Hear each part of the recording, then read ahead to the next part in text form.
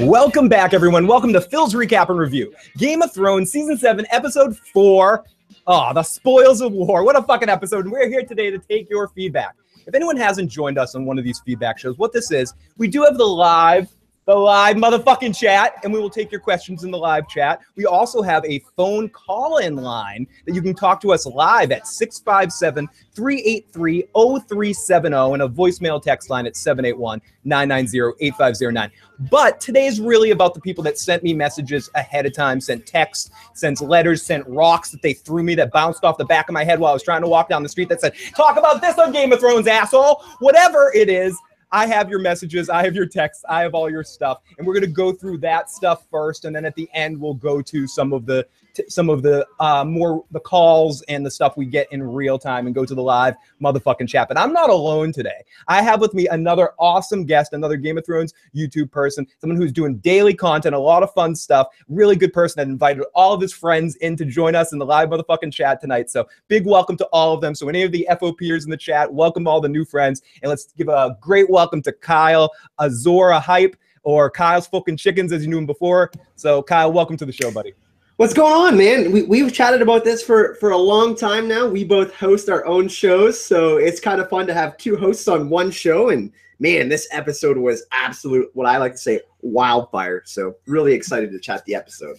I was thinking about this earlier, Kyle, that we have never podcasted together. You've called in the show a couple of times and we've talked here and there, but ultimately you and I have never actually podcasted before. But if we go by the sexually transmitted disease situation, you fucked the Walking David and Johnny, and I fucked the Walking David and Johnny. So actually we have done something together, as my overlay got fucked up. So you guys can look at my lap. Hi guys, this is my lap. Look at that. That's what you're missing in the audio cast. There's something wrong with the overlays, but let's forget that for now. We also have the magic wheel tonight. So if anyone wants to help out on some super chat, we will spin the wheel. We won't get Kyle drunk because that's not fair, but I will drink double for Kyle.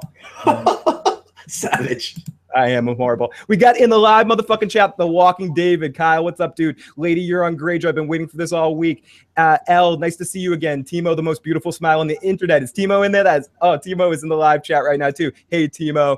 We got some feedback from Timo. It's really good to talk to Kyle. Like I said, he's friends with a lot of friends, and we've sort of been talking about doing this one way or another for a while. So I always knew I wanted to get Kyle on one of these feedback shows. I said that before the show. So it just happened to be that this was the episode. I remember you sent me something like a couple weeks ago that episode 4 is looking awesome, and I had already kind of put you in that spot, and it just ended up working out that you're here to talk about probably one of the best episodes of the season, one of the most fun episodes of the entire series.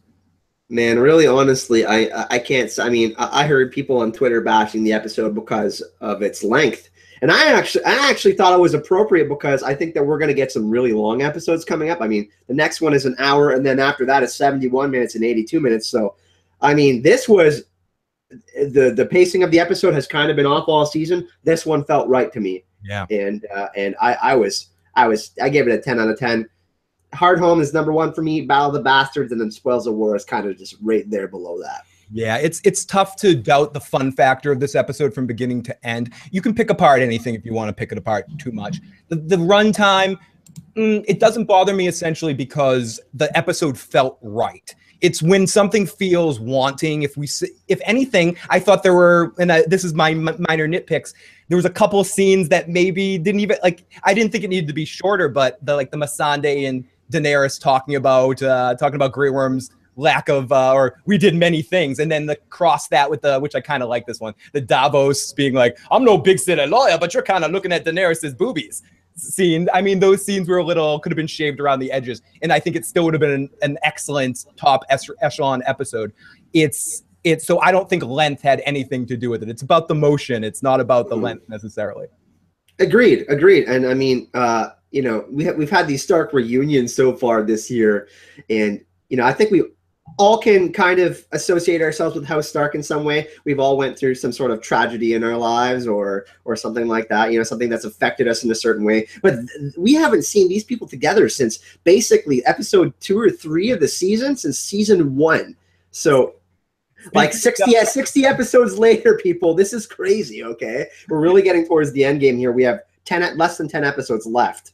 So now, just let that sink in. Speak for yourself, Kyle. I'm like a Lannister. I'm the one that knocks. I'm like Walter White. I agree with you. Everyone has faced those kind of fears. And I think that's the great thing about Game of Thrones and all the houses, about how you can associate that with so many different elements of like the human condition, so to speak. And you can say like even different parts of a fucking person's personality and such. Holy shit, we got our first super chat donation tonight. GY Sergeant 213 donates $20 for super chat. You get a spin of the wheel. Let's hope it doesn't land on drink. Let me spin that wheel. Thank you. So I forgot the music. So spinning the wheel.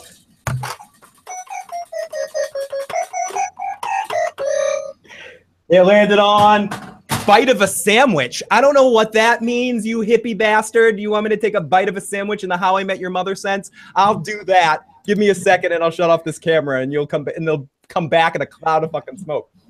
But I agree with this episode. It was just, we're getting towards the end of the series. When people say, oh, this was done for fan service, whatever, everyone has to come together. This needs to close somehow. I'm just hoping for a fun ride down a water slide that is these last 2 seasons when it really comes down to it. And I want it to feel fun and feel good. Season 5, the stuff in Dorne didn't feel fun and good. I could pick that apart and be like, I'm not really feeling this crap. This season so far to me is a good progression, entertaining, and yeah, you can pick it apart. I could pick apart fucking Citizen Kane if I wanted to. Rosebud's stupid. Fuck Rosebud. It's a fucking sled. Eat my dick. That's a stupid giveaway from a whole buildup, and people think that's the greatest movie. I can pick apart The Godfather. It's dark and long and fucking boring, and I don't understand what's going on here. It's too procedural and not good enough. And Godfather's my favorite movie. I can pick apart Led Zeppelin. Listen to Robert Plant sing, baby, baby, baby, push my balls, love. You know, whatever. You can pick apart anything you want to pick apart. It's not hard. So, you know what's crazy too, man, is there was so many callbacks to this episode to previous conversations over like the previous seasons, like chaos is a ladder, Davos saying fewer. What else was there? Oh my God. Robert Baratheon's speech about the armies, 5 or 1, which is the biggest number. Like you talked about how everything's coming together. It really is. It's crazy. Now that I think about it, I'm like, wow, this episode kind of highlighted so many moments over the past seasons, not just Daenerys burning shit with her dragons. You could also add 2 more that just popped into my mind. Arya showing up at the gate of Winterfell, which was a parallel to season 1 with her showing up at King's Landing. And also I got a kind of feel like when Barristan, Robert, and Jaime were having to talk about their first murder and how it smells. It wasn't a 1-for-1, but I got some sort of a similar feeling when the hero of all heroes, as I struggle for it to go over here, this guy right here was talking about his first death. Dick on.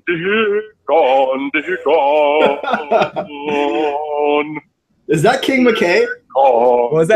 This is the first thing I want to get to today, because during our recap show the other night, it was late in the evening, drinks were drunk, fun was having fun, and we were checking the last voicemails of the evening, and we were like, okay, let's go to this one from an unknown number, and it ends up being this. Dick on. And we got cards and letters, rocks off the head, wondering who that was, people that want to download that for a ringtone or whatever. So I got a message from the one Pete's Live Music, and some people might remember Pete's Live Music from last season. He's the one who created where one of them. Here's the Bastard Bowl one. So let's play a game. Which body part? All those sort of weird mixes that he did for one of my band songs last year. He's the one who recorded that. And we have a fun fact about the Dick On song. I actually called that in from my car. I stopped on the way home after watching the episode. I was streaming your podcast while driving. I was inspired and I pulled over and sang. So that is the Dick On song. and I made a little addition to the Dick On song. So let's listen to this. Oh. Dick on.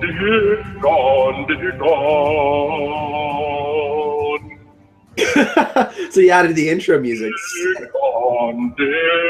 It's just to inspire Pete to do it for real, because he's a lot better at that stuff than me. So I hackneyed put it together. But Pete's Live Music, thank you so much for keeping people entertained. So if you guys want to send your when he pops up in the live chat, you want to thank Pete for put it in the comment section of this video for putting together the Dick On song that everyone was loving. So let's not waste any more time. Let's get into our live. Thank you guys, the live chat.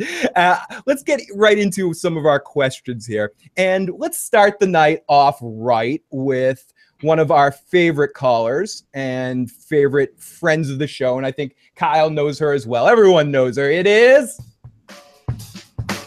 It's Timo's Red of the Night. It's Timo's Red of the Night.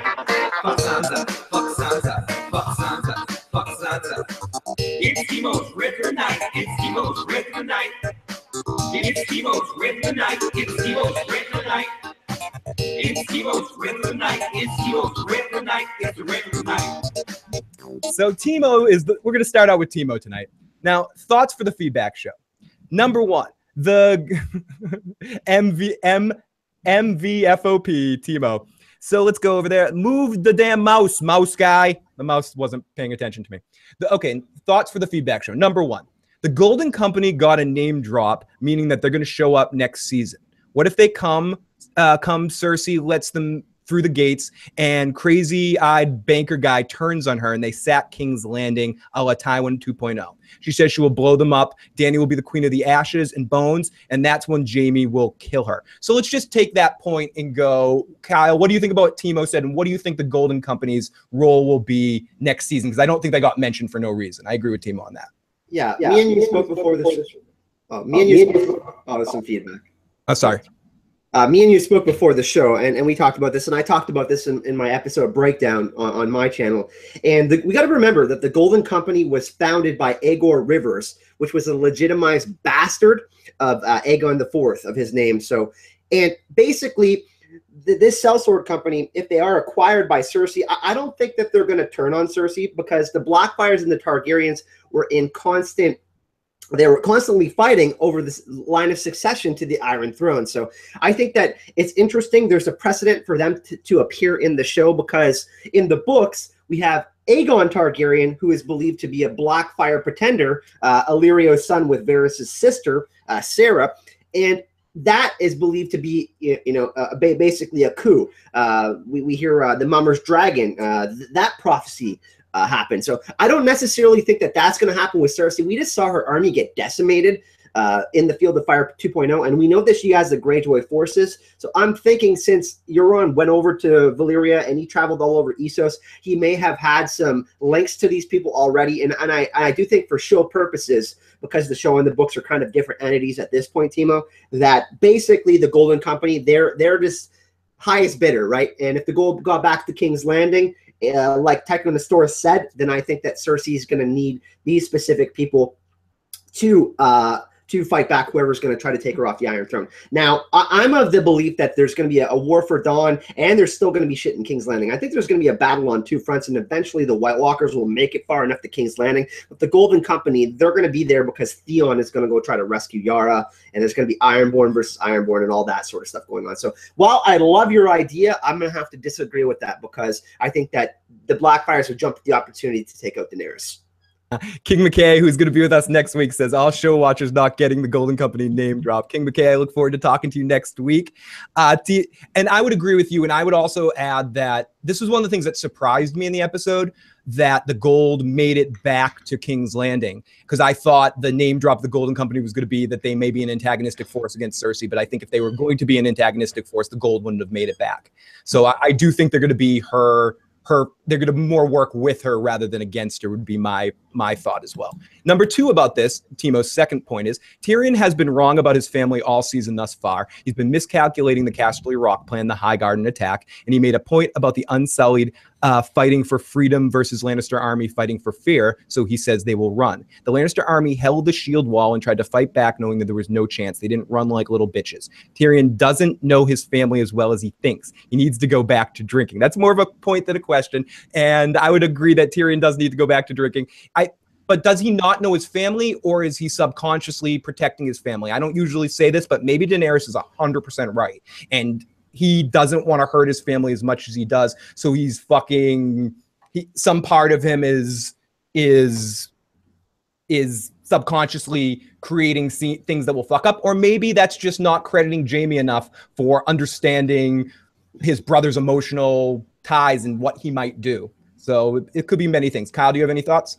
Yeah, absolutely. Now, we got to remember that Cersei was probably thinking, hey, Tyrion has handed the queen for Daenerys. What kind of moves would Tyrion suggest Daenerys make when she gets to Westeros? Because we got to know that what Robert Baratheon suggested and their original plan, like Tyrion said, he didn't want the Dothraki going to basically pillaging and raping and killing everyone in Westeros. That's kind of what the Ironborn were doing, right? So Cersei reached out to the Ironborn, which is kind of ironic because the Ironborn and the Dothraki have a similar type of masculine culture. But we got to think that Cersei was thinking like, okay, if Tyrion is advising Daenerys, what is he going to do? Oh, he's always wanted Casterly Rock. Okay, then we should think of this possible scenario if they are going to attack here, or are they going to fly all the way to King's Landing? No, Tyrion's not like that. He's more intelligent. So I think that actually we have to give Cersei some credit, funny enough. And I know people don't like to do that because she's ruled over by emotion and she is ignorant to a certain sense. We hear in the books, we hear Jaime talk about how Tywin was a glacier, like implacable like a glacier, and how Cersei was all wildfire. But she's really she's learned a little bit from her mistakes, and we kind of have seen growth from all of our characters, Jon Snow, Daenerys, and even Cersei. So I think that we need to give Cersei a little credit here, man. Unfortunately, she's the character I hate most, but I think that we have to give Cersei credit. I agree that, and we talked about this on, I forget which show it was, but I was talking about TV Cersei is so much more capable than book Cersei is. And I mean, I don't want to get way into it. It's not even close. Book Cersei is an idiot. And this is nothing against. This is one of those examples of why I say they're two different universes. I like one for the other thing completely. Lena Headey gives a unique performance for Cersei, and she can never seem that out of control. She just has this way of being calculating, and she brings that into the performance and kind of meiosisly suck that off Tywin. And, whoa, that sounded dirty. But what she does with Jaime, it makes sense. But still, it makes a lot of sense in the show that she's capable, and it works out. She's crazy. She has crazy like tendencies. She's violent. She'll go to any length, but it's this fight. It's this fight or flight type thing. You know, we see all these people trying to survive in this incredibly violent land called Westeros. Essos is violent as well, but you got to think it's like Cersei will literally do anything to survive. That's the thing. She even made these decisions that ended up affecting her children, and Tommen committed suicide. You got to think that Cersei could have done things differently. She knew how much Tommen loved Marjorie, right? So all these decisions that she made, we got to think that she's incredibly calculated. And the thing is, though, the difference with Cersei is she doesn't feel remorse the same way that someone else does, like a Daenerys. Yeah, Daenerys and Cersei are similar in some ways, but Cersei she's at this point now where she's not, Tycho keeps on mentioning Tywin, but she's more like Mad King Aerys Targaryen, really, than anyone in the story. She's really becoming this self-involved mad queen.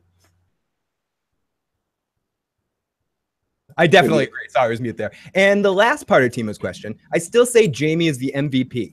Damn it. He tried to kill this crazy Pyro Targaryen and was willing to die for it to save the realm from burning yet again. That's how legends are made. Great recap. You guys are definitely killing the season, except Joe and his irrational Jaime hate. So I had to stick that in there. Great call from great points by Timo. For me, obviously, because of my irrational look, my thing's not on the screen, but I also Timo, like you, it's irrational. I have a very rational love for Jaime Lannister. I think so. I enjoyed this episode. I enjoyed him being quote unquote a fucking idiot.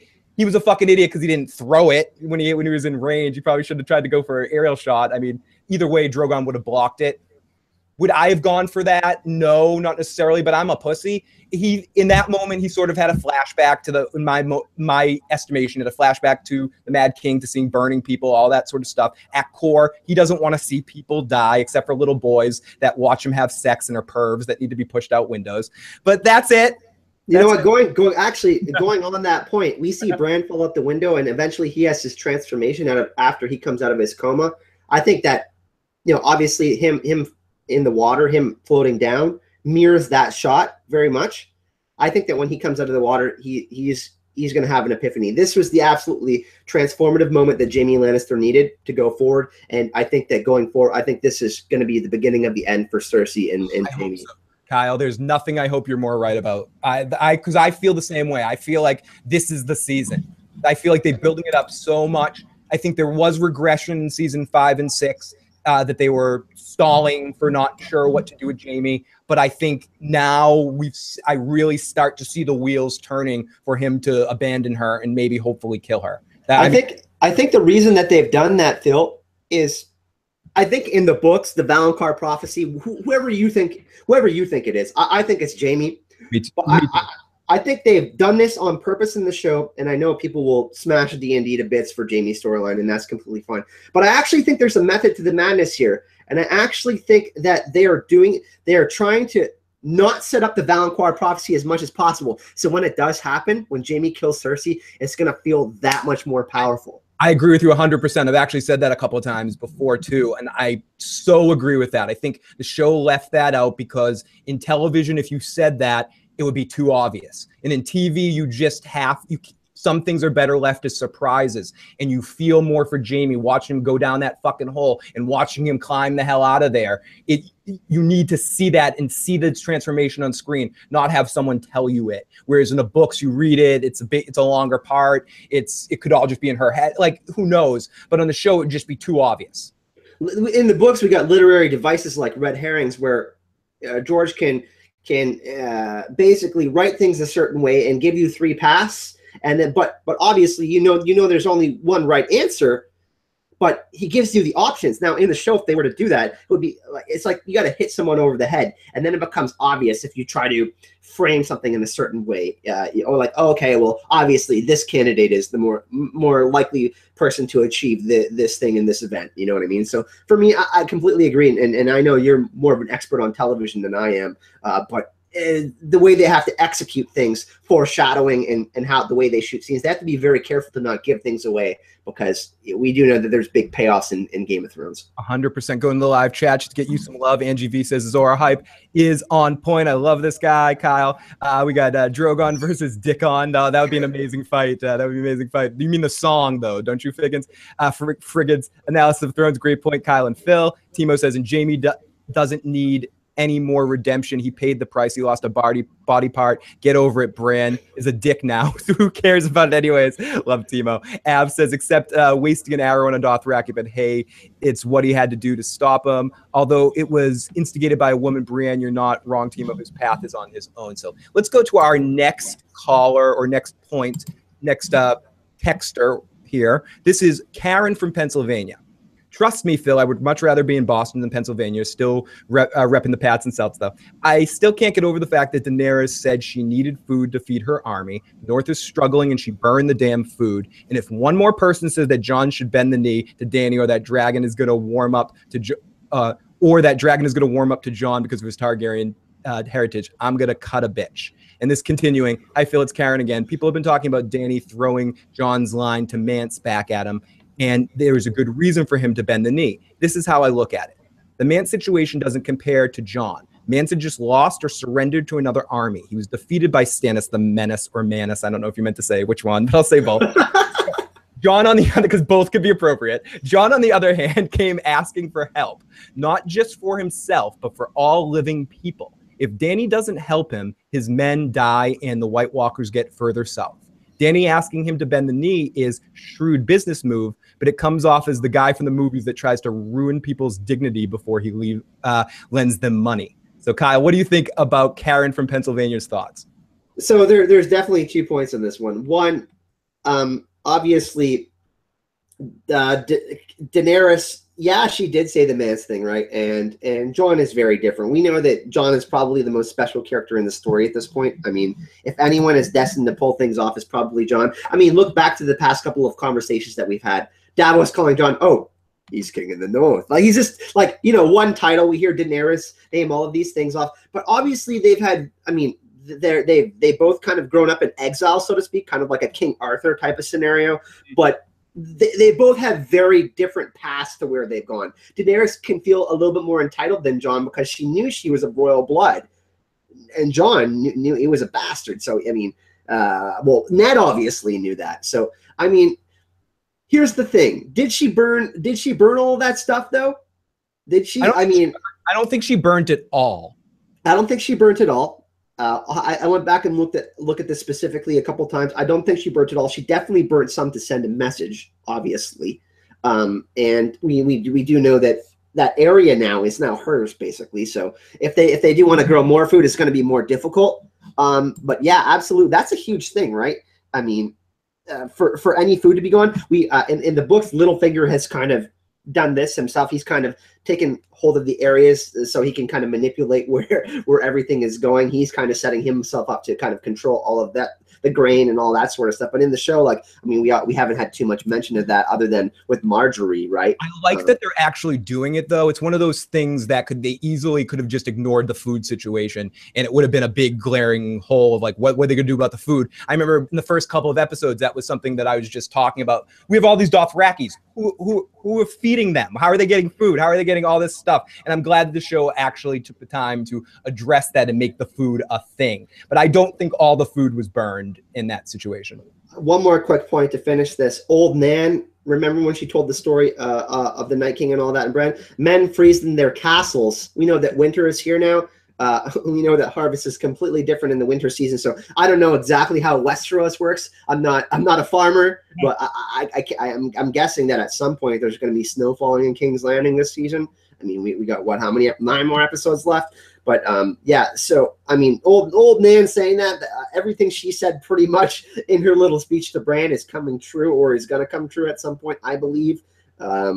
I hope we see the spiders, except for not one day we'll see the spiders. And the other half of the point was the question whether Dany is asking him to bend the knee is more of a person to ruin his dignity before he lends him money. Is she, and I'm hard on Daenerys, and I think she has like the crazy thing, but I'm going to defend her in this situation. The very first person that comes over there to show her fealty or whatever like that in that kind of situation doesn't bend the knee, and she goes and that, what's that say about her too? I think she does have crazy like tendencies, and I think she's being a little hardcore to that, but at some point it's just like, ultimately, she can't just give it up to everybody right there. She needs to kind of hold pat a little bit in that situation and be like, no, you got to maybe not bend the knee, but just swear fealty to me. Something, you know, give me a sign too. If I'm going to risk my life to defend a cause I don't necessarily even believe in because I haven't fucking seen it yet. So I mean, I tend to be unsupportive of Jon on this side, but I can see, and I'm not a Daenerys fan when it really comes down to it, but I'm kind of understanding of her case in this situation. It reminds me a lot of the Sansa situation when she was speaking against Jon in the first episode. I think what people didn't understand in that particular situation was that Littlefinger was watching her every word and move. And I think that what she wanted to do is, in this scenario, she knows that she has to survive. She's been in all these different scenarios where she's been compromised. I think Daenerys is kind of in that mode now too. She just lost 2 battles, right? So for her to react this way shouldn't feel alien to us. And we know that she's been trying to achieve this goal essentially since season 1. So this is like, I mean, going to look at some cave paintings. I mean, there's been some memes on the internet that Jon drew them so that he can convince Daenerys. But yeah, you know, I'm not going to defend Daenerys because I think that she's still got to have her kill the boy, let the man be born moment, and she probably had that by now. Maybe she needs one more kind of thing to happen, and it's going to be involved with Jon. Maybe it's one of her dragons dying. That might be the thing that brings her down to earth. But yeah, I think that I'm in agreement with you. You know what I mean? I'm kind of right down the middle for it. She definitely needs a dose of humility. I'm not going to say that. And I'm more, if I had to make a decision, yeah, you guys both need to give a little in this situation. Every deal, both sides feel like they got fucked somewhere. So, and with the music that they're playing, it looks like someone's gonna get fucked. Speaking of, we got Timo in the live motherfucking chat. $20 donation for super chat. Thank you so much, Timo. Timo says shots. I will take a giant sip of this high alcohol content beer and I will pour a shot, but I will also give you a spin of the wheel. Timo, you are the MVP fucking FOP. Is that a Hefeweizen? What I'm drinking right now, I like the Hefeweizen. It's actually a Tank 7 that I'm drinking right now. I used to work at a brewery in the capital of Canada. It was awesome. Oh, nice. So one of these nights we'll have to force you to take like Pepsi shots or something like that and get you on a sugar high or something like that. Well, good for people that don't know, I had a stomach issue, so I really don't drink, guys. So that's why I feel saying that. But yeah, but I actually have one thing on the wheel that's going to be like me eat a chocolate bar because you guys don't want to see me on fucking sugar. That's even fucking more ridiculous. So Timo got some drum fun, so I'll play the drums for Timo and I'll finish this beer. Or almost finished the beer. Thank you, Timo. Next question. Hi, Phil. Leanna Finn here. How did the Dothraki riders ride through the Dragonfire unscathed? And someone else asked, are the Dothraki the best combat fighters in that situation? I would say horseback, horse-drawn, like the way they were riding through, they were in the perfect situation for the Dothraki. And people weren't ready for them. Jaime had got people in line, but still, on horseback, no one's better than Dothraki. I will say that. And how'd they go? Well, if we got the Knights of the Vale, they're armored. That is true. The Knights of the Vale, fully armored, they would be able to handle it. So I mean, archers, and because they have archers, yeah. And if the Dothraki like trying to march on a castle or something like that would just be ridiculous. It would be the stupidest move ever. So they were just in the very perfect situation for their skill set. The only time the Dothraki was ever really, I mean, they were defeated a couple times in history, but the biggest time is if you guys go to the world of the world of Ice and Fire. It was called the Battle of Qohor, where there was like 3,000 Unsullied and 100,000 Dothraki Blood Riders, or I think it might have been 5,000 Unsullied. But back in the day, I mean, they got hired by Qohor, the Unsullied, and they ended up having like 300 or 400 Unsullied left, but it was kind of like a Battle of Thermopylae moment, where they kind of took out all the Dothraki with their phalanx. It's pretty crazy. Anyway, sorry, my history. Oh, no, that's okay. And on the great information. And on the other side of that, the question: how did the Dothraki riders ride through the Dragonfire unscathed? They weren't unscathed. I bet at least.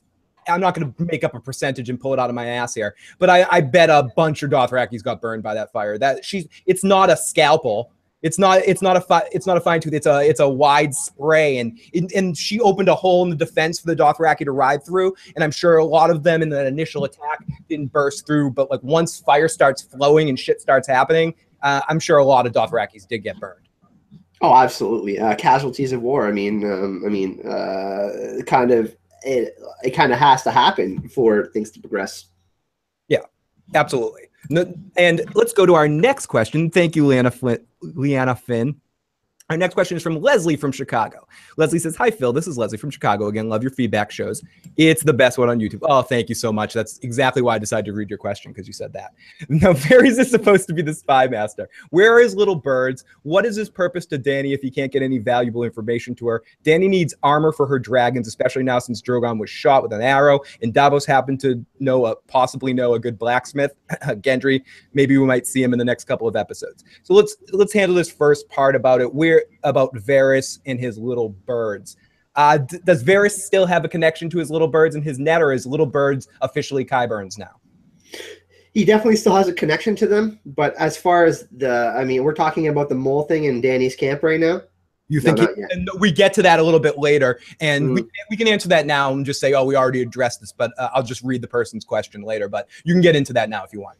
Well, it's interesting because we do know that, Euron Greyjoy obviously showed up, and his first battle, he started cutting people's tongues out and whatnot. How he got that information, we got to remember that Qyburn is the master whispers, right? So Qyburn is obviously very informed, and we know that Cersei's informed. She's the queen of Westeros, so her gathering information through Qyburn, I think that's something that we can't underestimate. We can't just be like, hey, it was Melisandre, hey, it was Varys. We got to think that obviously that the queen and her Hand of the King, Masters of Whispers, Qyburn might be able to acquire this kind of information. And Qyburn is just as shady as Varys.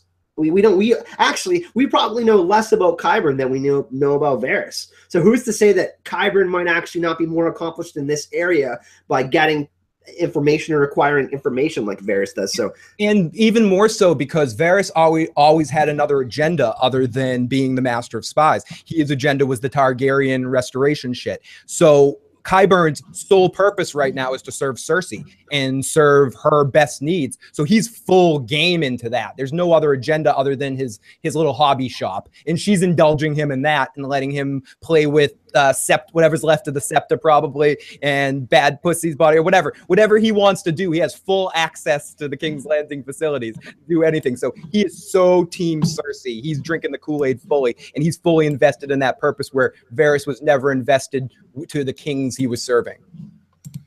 Yeah, absolutely. And I mean, you know, there could be like other small scenarios, like the Ironborn captain that's with Theon. Maybe he could be the Moan while he's like informing Euron, and Euron is informing Cersei. It could be something that we don't expect, and often times in a Game of Thrones is like when we expect something to happen, kind of the opposite. Ice and Fire. It is the Song of Ice and Fire. There's some sort of balancing factor.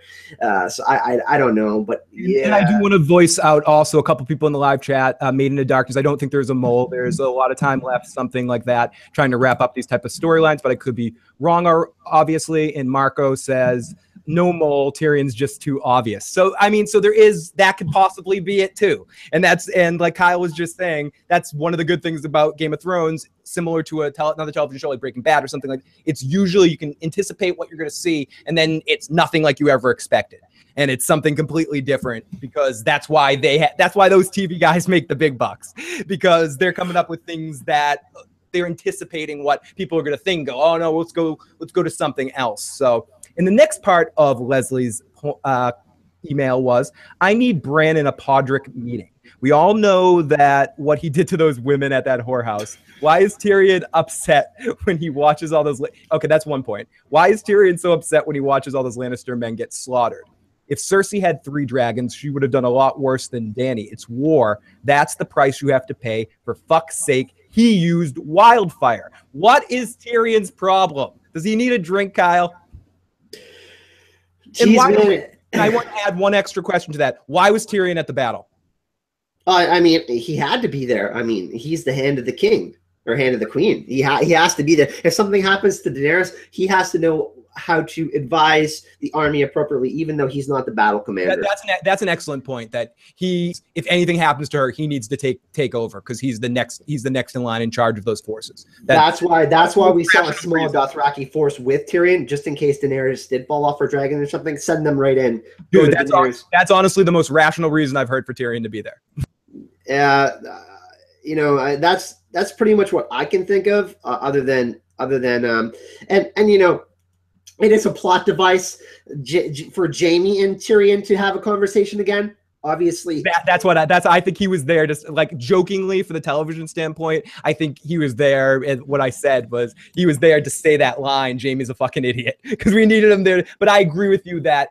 And also, if Dany wins the war and anything happens with those Lannister forces, Tyrion's there to maybe talk to Jaime or talk to something. So he's actually on the scene to talk to Jaime or Bronn or whoever is in charge of the Lannister forces in that situation. So it does make a lot of sense on a lot of levels why Tyrion might be there. I just think it was a little, I think it's just, he's there. I wanted to.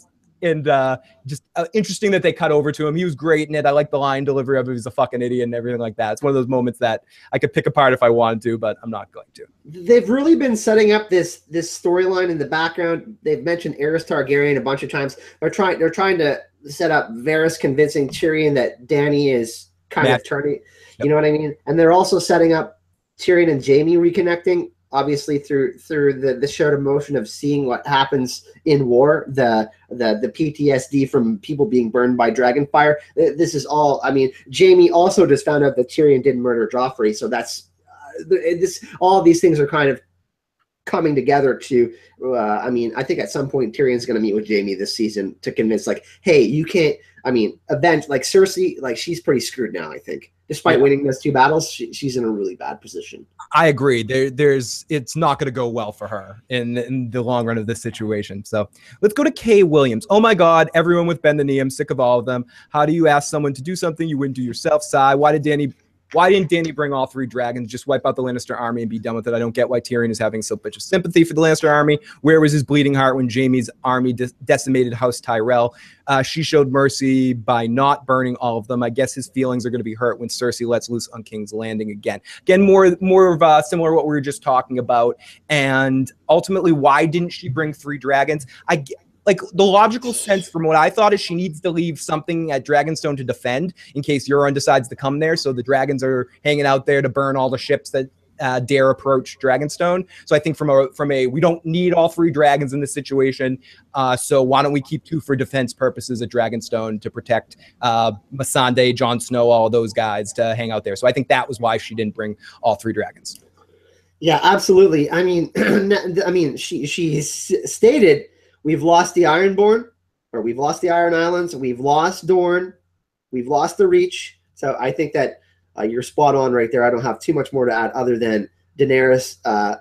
Dragonstone is very, very close to King's Landing, and if they want to do like a Battle of Blackwater 2.0, Daenerys specifically didn't go straight to King's Landing because of Tyrion's advice. So we obviously see that things went differently, like we stated. You know, things will always happen the way we think they're going to happen, but I think that they're spot on there. Yeah, the only thing I have to add to that is Dick on, Dick on, Dick on. That's it. Okay, so let's take our first voicemail, and this is a voicemail from I think their name is Johnny. So let's listen to Johnny's message. Hey, Phil, this is Johnny. I just wanted to call again. Why the hell Bran didn't told me like to bring his father or to tell his father to send him a raven, because I think he needs him in order to prove to Jon that he really is a Targaryen. So what's the deal with that? Kyle, what do you think about that? Mira and Howland Reed? Sorry, can you? The question was, why didn't Bran tell Mira to have her father send a raven to help prove Jon Snow's parentage? Good question, right? I mean, I think that Bran's, I mean, the thing is we know Cersei obviously tore paper in front of someone. We know that Ned Stark, he was going to have when he was going through the book, the blonde of hair, the black of hair, trying to prove that, he was going to prove that Joffrey was a bastard incest. I think that the thing is that even though if Bran does that, what does it accomplish at that specific time? Jon is with Dany. So it's like, okay, wouldn't you rather want to tell that person in person to let them feel and really let them know exactly what you're, instead of some small scroll, hey, Jon, you're a Targaryen. Like, I don't know if I'd be like, hey, Phil, like, you know what I mean? 2,000 miles from here, a comet's going to hit us today. I don't know, man. Like, I'd rather call you on the phone and be like, hey, man, this is your last day on Earth, my dude. I'll say to the caller when I like this, I want to see Howland Reed too. I do. We all would love to see him and say Greywater Watch. We'd love to see it. We would. It would be awesome. It'd be cool. But I don't think that's necessarily the way. Maybe when I think it, again, to go further in the show, when Bran finally gets a chance to talk to Jon and do the little Vulcan mind meld with him and show him what he needs to show him or something. After that point, if the Reeds show up somewhere in the fight against the White Walkers, then Howland can show up and Jon can be dealing with this shit. And Howland goes, yes, that's true, and can verify it in that situation more naturally in a moment. I don't think Bran telling him, I think Bran needs to have a connection to Jon first and kind of connect with him first and show him something before that's going to even matter. Think of how the story is structured. Beginning, middle, and end, right? And then we got the past, present, and future. So if we think about it, Bran went to the past. He went and saw that Ned Stark went to the Tower of Joy, and he saw that Howland Reed killed Arthur Dayne. The story that his father told him was untrue. He went to the past and found out that Jon, through Howland Reed. Okay. Then we have the present. Samuel Tarly is at the Citadel, and I believe Archmaester Ebrose, hey, you got all these scrolls to look through. That's indirectly him helping him, being like, hey, this is your shot, man. I'm not going to be able to directly give you the information. You're not a maester yet, but if you look through these scrolls, wink, wink, nudge, nudge, you might be able to find the stuff that you're looking for in the White Walkers. But I think he's actually going to find some shit on Jon. And then, so if we think about it, beginning, middle, and end, and that's the way all the arcs work too. Beginning, middle, and end. Jon was a bastard. Then he was the Lord Commander. Now he's king in the North. Think about it. 3 things happen in threes in the show: beginning, middle, and end. Bran, Samuel, and Howland Reed. Bran and Samuel are going to get together. Bran saw it in a vision. Then we actually see Samuel confirm it with paper, and then Howland Reed was actually there. So I think that what they're going to have to do is they're going to have to seek out Howland Reed together, and that's just the way the story is structured and written. I think that's, you know what I mean. I think that for story purposes, that makes the most sense to me. I don't know. Yeah, me too. I don't think it would make sense in that moment for Bran to do that. So this is another call. We already talked about this, but I do want to play this call because this dude sounds awesome and he sounds like he was having an awesome time listening to us the other night. So let's play this message, dude, because you sound fun.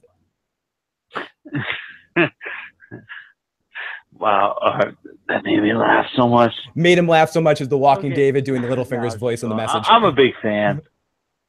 Yeah, Phil, you're awesome, dude. You're awesome. Joe and Katie, you're all awesome. No, you're awesome. You're awesome, dude. You're awesome. Okay. Yeah, You're awesome. No, Kyle's off. You're I awesome. think there's a rat, and Danny, a rat's infiltrated Danny. Like, what the hell? Like, dude, everything she does, like, those motherfuckers, they're like right on top of it. All right, I'm gonna sleep. He was so tired out by being excited. And then he comes back one more time. Bye. All right, bye. And then he comes back at the end. Right? I love that. That dude, that was an amazing call. I love you. You fucking get a dick on shout out with you get some dick on right there for that one. That's great. Dick on, dick on, dick on. That's the dick on call of the night. Great call there. Okay, so let's go to another message. Question from Sean from LA. You think Daenerys will make the surviving Lannister soldiers take the black for helping Jon to help Jon? I don't think she'll make them take the black. I think she'll make them bend the knee and support her and join her army because her army's weak right now. Not weak. She's just lost so much of her army in those 2 engagements that I think that she'll say, fight for me. Bend the knee, fight for me, and you guys all can be free like everybody else. And she'll try the same tactics. Free, yeah, free. You'll be free and be able to hang out with me, and I'll walk around naked everywhere. And wait, no, that's the wrong. I wonder if we'll see some of the Lannister soldiers that were with Arya have survived that battle and be like now on Daenerys' side. That would be interesting. But I think you're spot on there, man. I mean, I don't know. Daenerys' forces got decimated by Euron. So. She needs the help. She needs some serious help. This is from Rich Shatwell in the chat, and this is similar. Do you think that Dany will ransom Jaime for gold so Cersei has to choose to pay the Iron Bank back or save Jaime? Oh, that's interesting. What do you think about that, Kyle? I personally don't think so. Oh man, see, this is what I've been thinking about. How does this scene play out? So is Bronn's in the water with Jaime or Dickon's in the water with Jaime? Who do you think is in the water with Jaime? It's Bronn, and I know I said this before because when Bronn jumps away from the Scorpion, he looks up and he sees a horse, a white horse. They make sure they show you a scene, a one quick flash of Bronn looking at a horse, and then later when you see who jumped off the horse, they're 2 white horses. It's the same horse that you saw before. Well, that makes this easier then. Bronn is probably smarter than Dickon anyway. So Bronn's gonna unclasp his armor while they're in the water. Now the thing is do they get to swim away? Does Daenerys get distracted or something? Does she go directly in the water to go get them? How does that actually work out, man? Well, Tyrion also was watching the whole thing from the bird's eye perspective. He saw that whole situation happen, so he knows Jaime's in the fucking water. So that's going to be a big test to see where Tyrion's litmus test is on his. He might just like, oh, Dothraki, go down there and get them, grab them right there. I tend to think that he's going to be captured in that situation, and Jaime's going to get pulled out of the water by Daenerys' forces there. And I don't know if he's going to be. I like what you were saying earlier about him having some sort of epiphany in the water there and in that situation, but it would be hard for me to imagine them getting out of that situation alive. Or not alive, but without being... she's definitely not going to be amicable to Bronn. Bronn tried to kill Drogon. No, fuck that. So, but what's Tyrion going to do when he sees Bronn? And Bronn goes... And if Bronn doesn't care, like Bronn will want to fight on the side that makes him live. He doesn't have any real loyalty to the Lannisters. He has loyalty to his life. You know, Timo has a point in the chat. I've been thinking about this more and more and more. There's a story called The Binding of Fenrir in Norse mythology. There's this beast called Fenrir. He's chained to the ground. He's this giant wolf. And this warrior puts his hand in his mouth and his arm gets bitten off. It very much mirrors the story of Jaime and Bran. Imagine in the end if like Jaime is like Bran is like siding with the White Walkers and Jaime is like Azor Ahype. I don't know. I have this feeling that Jaime is going to help out Jon anyways, but right. I'm not sure if I believe that for Jaime Lannister. It's a fun theory that you can have a Jaime fan, but I think I agree with you. I think once Jaime realizes the true threat that's out there, he's going to be right in line, one of the first people to put his life on the line to fight that. And that's again one of those things. Or he like protects Bran or Jon Snow. When Rhaegar wanted to call the council to get his father off the Iron Throne, he told Jaime, the last conversation he told Jaime, he was like, you know, I want to call a council when I get back to King's Landing. I want to change shit. Democratically, these things aren't working out right now. The Targaryens are not respected anymore because of my father. And then we know, obviously, Jaime always thought to himself, oh, I couldn't protect Rhaegar's children better when the Mountain killed them. You know what I mean? And we obviously know that he killed the Mad King. So Jaime protecting Bran or Jon in the end is like some sort of poetic thing that would get him in work out the White Book in the way he wanted. You know what I mean? Like the way it's written. Yeah, that's what Big E in the chat is saying. Jaime and Bran reunion in season 8. I call it now. Ava saying Sweet Robin is Azor Ahype. Right here. Of course he is. Of course he is. And okay, so let's continue here. First of all, I want to say I'm very proud of my favorite character, Daenerys, for getting some sweet revenge tonight. But my question is, after that cave scene with Dany and Jon, will Dany's army be enough to defeat the Night King? Would Dany with the dragons and all of that support? I don't think so. I think they're going to need a lot more than just Dany and her 3 dragons to defeat the Night King. We don't know. A couple people have said this, and they're right, and I agree 100%. We just don't know what these White Walkers can do. We just don't have we haven't seen but they have giants, they have shit. I mean, dragons are crazy creatures that can kill mass amounts of people, but White Walkers have magical powers. Everyone that burns, they can have the skeletons come up. I mean, who knows what the hell they can do? They can stab things. They maybe have telekinesis. They can move shit. I mean, we just don't know what the fuck they can do. I'm gonna drop a bombshell here. I'm not sure if anyone's heard this before, but here's the thing.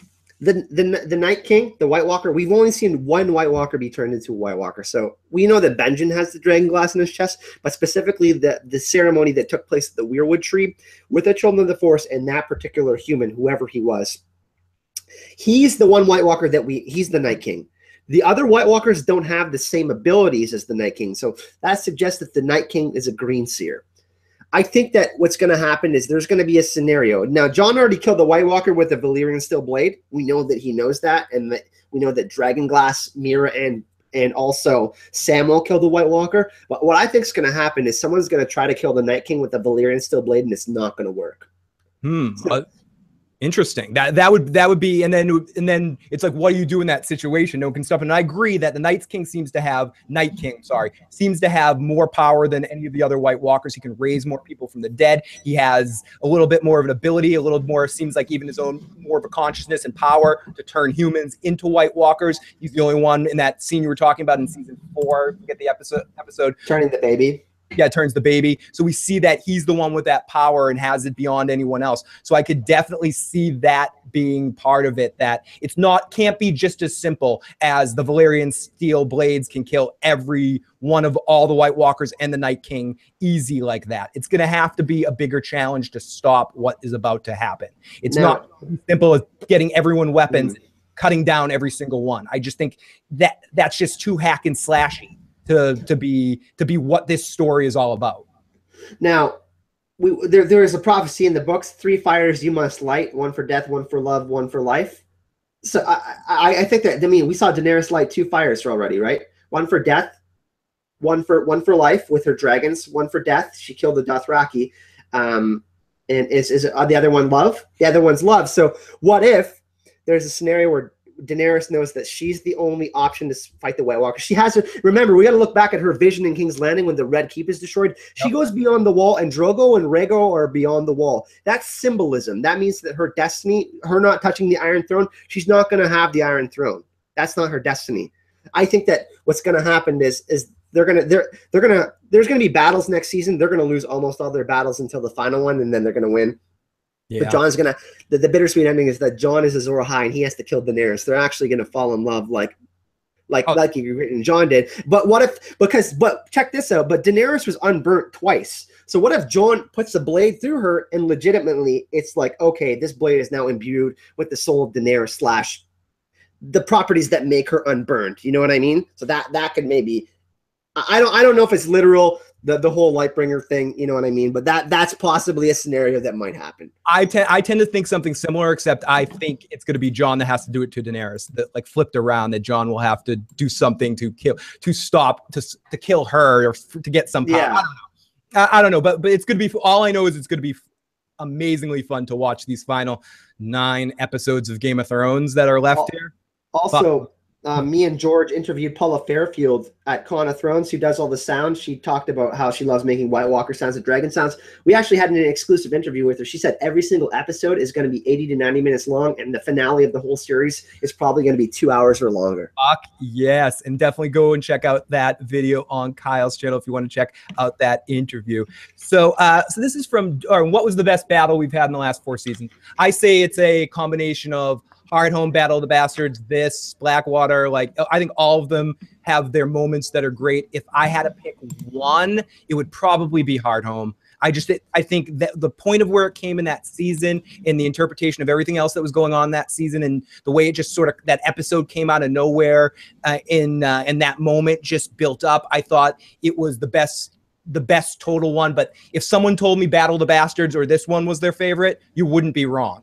So I think it's whatever time of day. I mean, I'm usually a recency bias, so I'm having to fight off, say, this one. But I think if I really look at it, the one that I was the most, oh my fuck, was Hardhome in the moment of watching it. Best scene, Hardhome. Best battle, probably Battle of the Bastards. I think the best scene overall, because there are moments in Hardhome where you're just like, you're waiting to see the Night King, and there's like just this. There's this, I mean, even before the battle, there's this sense of like there's the cold mist that's coming in. You're like, oh my God, we are going to see the White Walkers completely annihilate everyone. So I think the best scene overall, because there's less fighting, is Hardhome, but the best battle is Battle of the Bastards. The way that was filmed with the horses and the way they've all put it together, and with Jon facing off against the army coming at him, that was just, I said it at the time, the best one-on-one battle coming at each other ever. The battle that we got the other night was amazingly fun. It was incredible, but I think that was just, in my approximation, a taste of what's to come next season. I think we're going to get a lot of things like that. Also, Paula, when we did interview her, we got to talk to her after the interview and later in the weekend, and she said the budget for season 8, she told us that HBO, the budget is basically unlimited for the final season. They don't care. They want to make it the best single season of television in history, period. I fucking hope so. And Vela Margolis, thank you, motherfuckers, and thank you all you guys. So, guys, I think that it's going to go down. It's going to be insane. You guys are awesome. And Kyle, I hope so. James says, this is from James. I got a comment about the Game of Thrones. You know, when Bran sends the Littlefinger, do you know who this dagger belongs to? I think that he really knows who had originally owned it, like some Targaryen back in the day. I believe, again, that's stuff in the Song of Ice and Fire book that you hear about that, but I could be wrong. Like I read that quickly a long time ago, so I don't have that information. I think Kyle might know this better than I. We spoke about it last night on the live stream. I think it's either Visenya's or Aegon's. I think it's actually going to be Aegon's dagger for show purposes, because Jon's name is going to be Aegon. Yeah. So the good Prince that was promised, and then eventually Arya will have it, and then because it's not just going to be there for Arya, right? I mean, it's a Valyrian steel dagger. It has dragon bone in it. It has a ruby in it. Rhaegar wore rubies on his chest plate and his armor and shit like that. So I think it's going to be Aegon's, and it was originally given to Rhaegar or someone else along the line, and then it was somehow taken by someone else. But I think it was Aegon's dagger, and Jon's name is Aegon, and they're going to make that connection with that dagger as well. Similar question about that, and this kind of basically says the same thing. This is from area code 936. Hey, Phil, the Catspaw dagger was shown in Sam's reading in episode 1 to have belonged to Aegon, and that's what Bran meant when he asked Littlefinger if he knew who he belonged to. Do you think that means it will have some greater importance? I think the greater importance is now, yeah, absolutely. It's going to be used for some big things to come, and I think it's no secret that it's in, or no accident that it's in Arya's hands either. The thing is, man, Arya, oh my God, man, that scene with Arya I love the Field of Fire scene, but that scene was just as good for me because I'm a huge Arya fan. It was great. It was great. It was, and a lot of people are picking apart that scene. I don't give a fuck. It was fun as hell. I loved every second of that scene. Call back to Tyrion, Syrio, and Jack and Hagar. She does that first pass on Brienne, and she like puts it to her head, and she gives she didn't have to put on Syrio's face to turn into him in that moment. She did. I want the one thing, and I'm glad she didn't say it because sometimes it's better to not say the thing you know everyone's thinking. She said it with her eyes. Dead girl. Right there in that moment, she said fucking dead girl right there. So and I'm very curious about this point, and I think I know the answer. I think it's a simple answer, but it's a funny thing. So what if Littlefinger dies? What happens to the Vale forces? Did Sweet Robin fly out the moon door or something? Will they automatically be in alliance with the North? I really don't hope they let that storyline die. If Littlefinger dies, which I think, which some people think is going to happen, and if Littlefinger keeps acting the way he is, he's on a fast course path to death. The Vale forces go to Sweet Robin, right? I mean, it's no two ways about it. Sweet Robin becomes Lord of the Vale, and you know what happens to those people? Start rounding up people to get thrown into the moon door. They're not loyal to shit. They're loyal to Sweet Robin. I mean, they're not going to be loyal to the North. They're going to be ignored the crazy pants, and Sansa's going to have to go seduce Sweet Robin to get him on her side or something. Here's the thing. What does Sansa know that Peter did? Kicked Lysa out the moon door. Kicked Lysa out the moon door. I mean, other than that, Littlefinger has been a little candid with her, more candid than some, but that's the main thing, especially to Robin, that she has in her pocket there. So Sansa knows that, and Arya knows what? That Littlefinger was at Harrenhal with Tywin Lannister? Tywin Lannister, yep. Okay, so together they both know that. Someone like Sandor comes into Winterfell and was like, hey, that treacherous rod balls that had a knife to your father's throat, or something like that, something along those lines. But we got to know that Sansa, she was delegating over the past couple episodes, and Bronze Jon Royce took an order from her. And we remember that Bronze Jon Royce has been manipulated by Littlefinger as well. So what I think is going to happen is that Littlefinger saw that Sansa was shook by what was happening with Arya. He's going to try to exploit Arya because he knows she's of a different makeup than Sansa. And I think that that's not going to work behind closed. No. I think the minute he tries to fuck with Arya or keeps fucking with Sansa or messes around, I think ultimately Bran is sadistically fun in the way that he's acting right now, and he gave Arya that dagger knowing that she'll eventually kill Littlefinger. Does Bran know the future? No, but he knows his sister well enough from knowing her past actions to know that Littlefinger's on a one-way course to death from that dagger that he gave to Bran. Things happen in threes, like I mentioned earlier. Sansa has put down Littlefinger 3 times so far this season, saying, why would you trust Littlefinger? Littlefinger's not trustworthy. Littlefinger is like this. He said that to 3 different scenarios. So we got to remember, everybody that thinks there's going to be a Stark conflict, it's actual fake news. All right, it's not happening. It's absolutely not happening. Here's a couple quick questions from the chat. Phil, question for Phil and Kyle. Here comes Sansa. Is that necklace with a chain and needle she's wearing again this season, foreshadowing Arya possibly killing Littlefinger and the emergence of Dark Sansa? I definitely think the first part of that and the other half of this with Timo. If Sansa is so smart, why'd they need to dumb down Littlefinger to make her look better? I don't know, not so much if it's about making her look better as in, I talk about this a lot with The Walking Dead, where a character has to act stupid in a moment to let the zombies get them. And I think with Littlefinger, it's a credit of, as we're getting to this end point of the story and they don't necessarily know where to take Littlefinger, and they know these big points and these big, bold things with Littlefinger, at a certain point, they're probably taking the tack that con men eventually reach a corner where they're boxed in and they can't do anymore. And this is Littlefinger's last straw. So he's dying in this season and he's grasping at straws because he has nowhere to go and nothing to do except for try to be loyal with Sansa or whatever. I'm just trying to voice what was going on in the writer's room about it. But I don't. It's like a game of blackjack. It's like a game of blackjack. Littlefinger's been sitting at 20 for all these seasons. It's like he screws with the Stark rule. It's like saying "hit me." It's like, okay, you're done. You're done. You know, he has 20. He has 18. He's trying to get a 3 or something here, and he's just keeps hitting and hitting and hitting.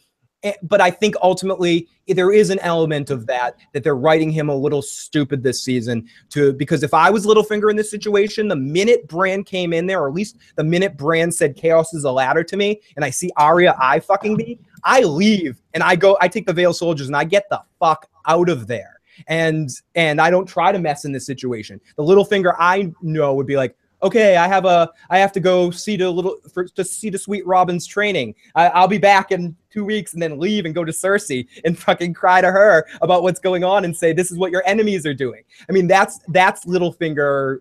What we're seeing this season is someone that is led by his penis a little too much, I think.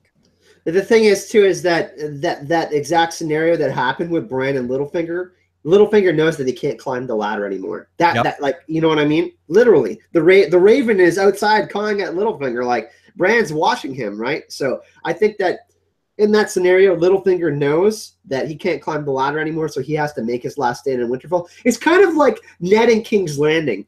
Ned was such a fish out of water in King's Landing. He didn't have the know-all / the politic to really know how to maneuver within the Game of Thrones. Want to learn how to do it right. Yeah, he was full of pride and honor. But the Littlefinger is the exact opposite. He's tried to play so many different things that Sansa's catched on. And what we got to remember is Sansa even said it herself. She's learned from the Queen of Thorns, Cersei, Marjorie, Littlefinger himself, Ramsay Bolton. I mean, yeah, Timo, I know you hate Sansa, but I'm sorry, she's going to be a fan favorite by the end of the season. And Reek. So Tom says, hey, Uncle Phil, what's the chances of Bran walking into Sweet Robin's Falcon and fucking killing him?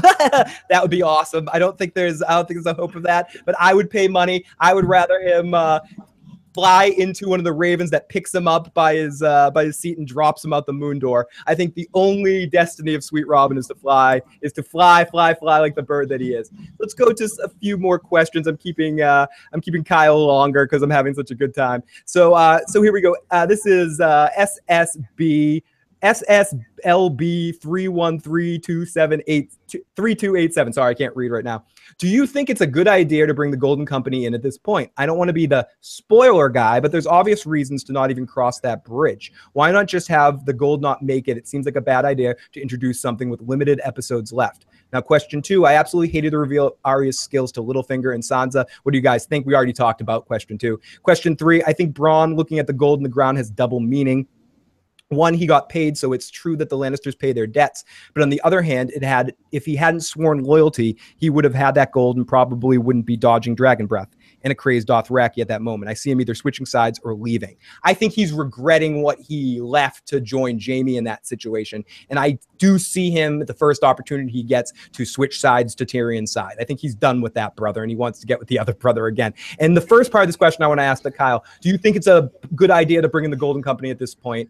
Do you think for obvious reasons they shouldn't cross that bridge? Should they not introduce it with limited time? And I also, as a double part of that, I played you this message earlier, and I want to play you this voicemail total from that we were listening to before the show, and I'm going to go grab another beer while you listen to this, and then Kyle's going to go on about the Golden Company for a little bit. Hello, this is Antoine, still the Issue Guy show, and this is for our guests here. Knowing that my favorite team house, Targaryens, dominated the Lannisters, House Lannister, I would like to know if you're an expert in the books.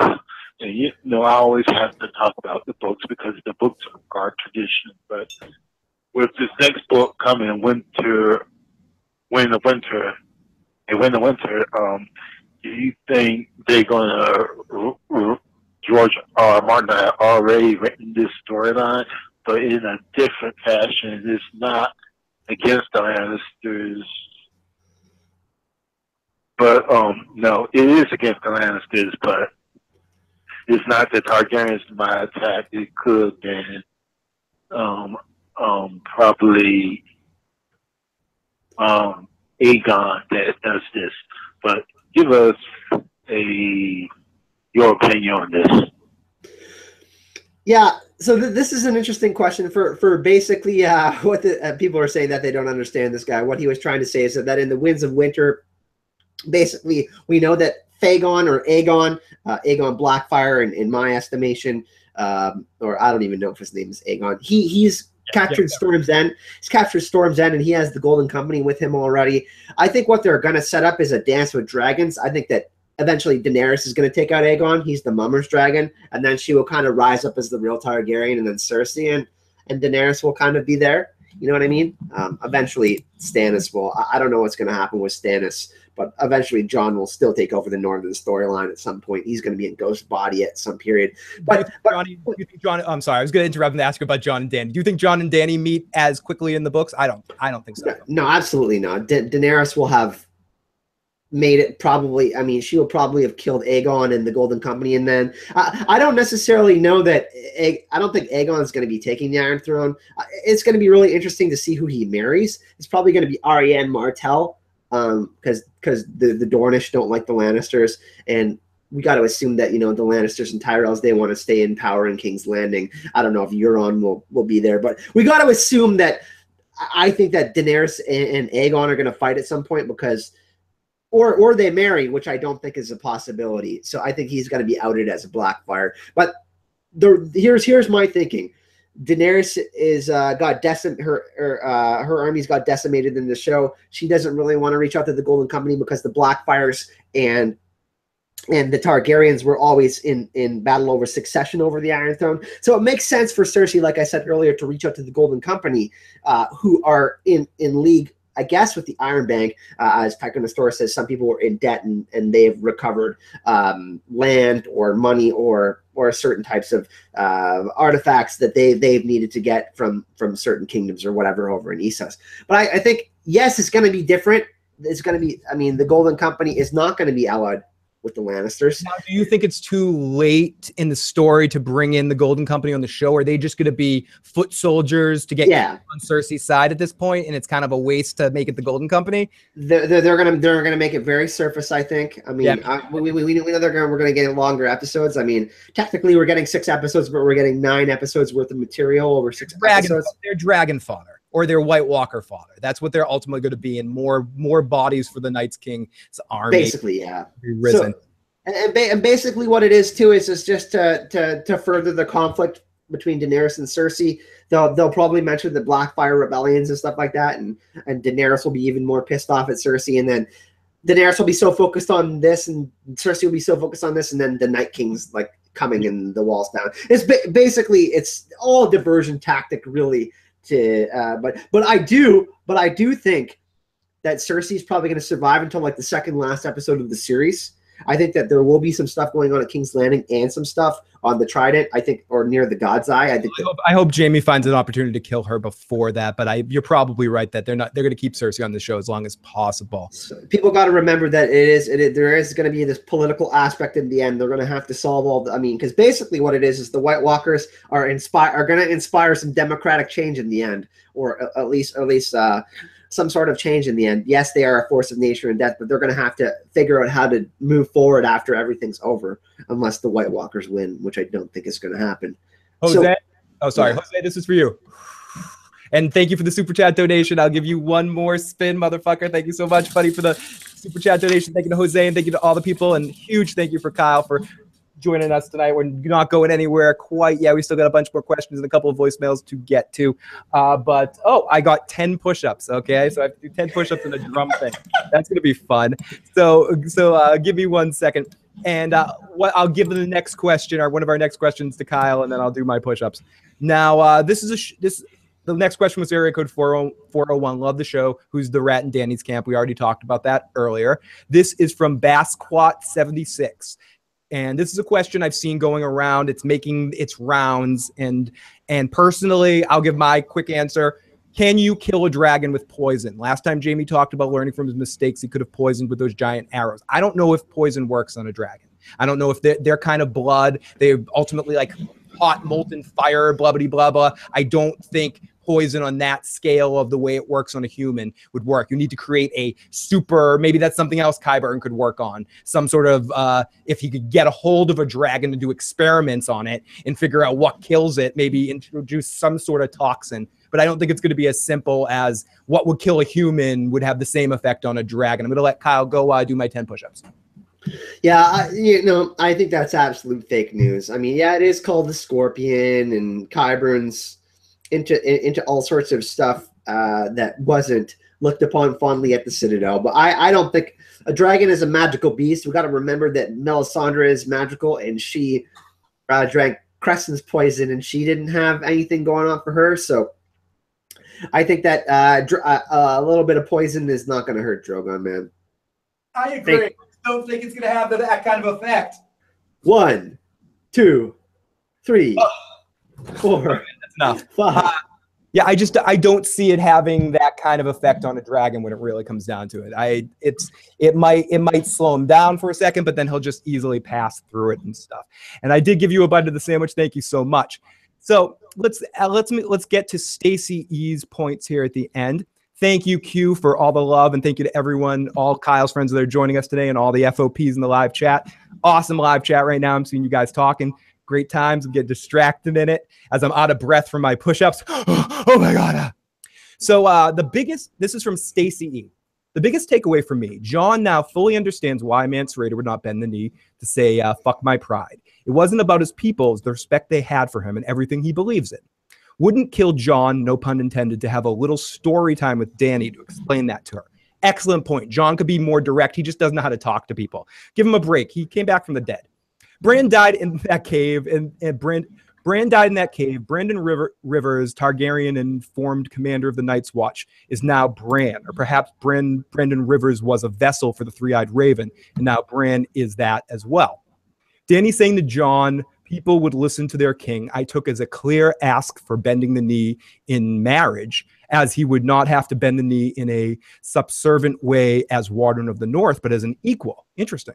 Clearly, the sexual tension has been played up in several scenes, and in leaving Daario behind, Dany has always been prepared to marry and means to bring the realm together. Number 4, Littlefinger's still a cunt. Number 5, Sansa's still a jealous, prissy, petty shit. Comes with the genes. She's a ginger, it is known. Well, hey! And number 6, Drogon is wounded, but still alive, and he's hungry. A barbecue, Lannister, and Tarly's on the menu. Number 7, Jaime didn't fall into the salt water, so he cannot be called reborn of salt and smoke. Sorry. Rant away. And also sorry to Kyle, rant away. Kyle, any points in there inspire you to say anything about that? But I think that pretty much speaks for itself. Yeah, I mean, the first one sticks out the most, obviously, the recurring of what Mance Rayder said.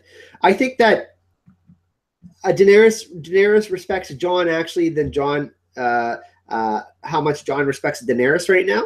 I think that Daenerys actually has quite a bit of respect for him. I think that what's going to happen, I mean, she's even been asking for his advice. She asked for his advice twice, technically. So I think that what's going to happen is she's going to come back from this battle, and they're going to talk about stuff, right? And Jon has to go to Eastwatch at some point, and the next episode is called Eastwatch. He's got to deal with stuff in the north, and I think that once he leaves, she's going to miss him, miss his presence, because Jon does have this presence about him. He does. And I don't want to miss Jon Snow. Sorry. It's a total eclipse of the heart. So, but to go to that comment too, we do have a response to that comment, and for the response, it is. It's Timo's Red Tonight. It's Timo's Red Tonight. Stacey E, I'll come up with a salt part. Maybe his tears from his time with Brienne. Maybe he had some salt for his guest rice at some points. Maybe there was some salt pork in one of those wagons. Either way, Jaime was brave and a hero and that young squires will dream to be. And he's totally with the Sansa part. Stacey responded, I'll be there.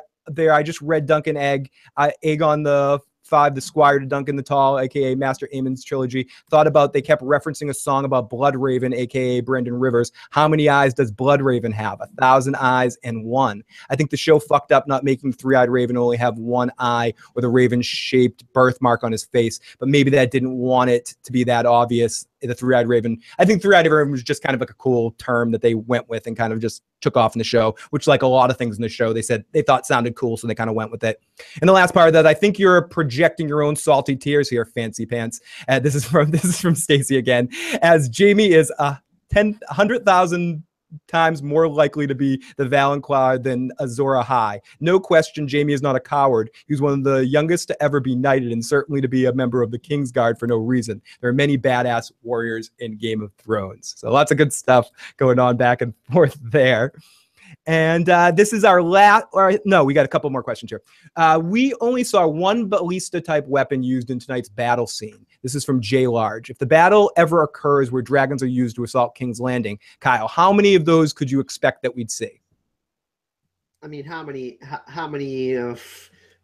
eyes does Bloodraven have? five or six, maybe four or five. I mean, I don't know, more than one. And you know who probably helped make that is Gendry, by the way, who I think we're going to see in the next episode. I think that's going to be a thing. Yeah, I mean, probably a few more. I think that eventually we're going to get the assault of King's Landing at some point. Yep. Maybe probably the opening of next season that'll be how we open the season. I tend to think that too, and I also think whether it's either going to be this week or next week that we see Gendry. I think I said in a preseason thing I thought in episode 5 or 6. So let's get to Stacey has a few more points for our last message of the night. Then we have a couple of voicemails and we'll take a little bit of live chat, and then we'll thank Kyle for being here. But let's listen to this. Play. Holy callbacks, Batman. Number one, Danny is the role reversal with Mance Rayder and Jon. Jon is now in the same position as Torrhen Stark, the king who knelt. Cave paintings made by the children of the forest have the same circular symbols, and clearly they mined the dragon glass there, likely where they got the daggers for the Night's Watch. Number 4, Stannis correcting Davos's fewer, Davos correcting Jon's fewer. Funny. Number 5, Chaos is the ladder. Bran knows what Littlefinger's been up to. Number 6, Littlefinger gives the Bran the dagger meant to kill him. Who he gives it to? Arya. We can only hope she kills Littlefinger. Number 7, Arya trying to get into King's Landing and Arya trying to get into Winterfell. Arya's armor is the same style as Ned's the last time they see each other. And number 9, Arya and Brienne end their fight exactly the way Syrio and Arya finished their last fight. Number 10, Sansa and Arya are the same as they were with kids, just grown up, a lady and a fighter, and they still don't really get along. And that's why I like the way that scene played out. A lot of people are like, they wanted more. What'd you expect from two people? The last time they talked, they hated each other, and Sansa was close to being on Arya's list.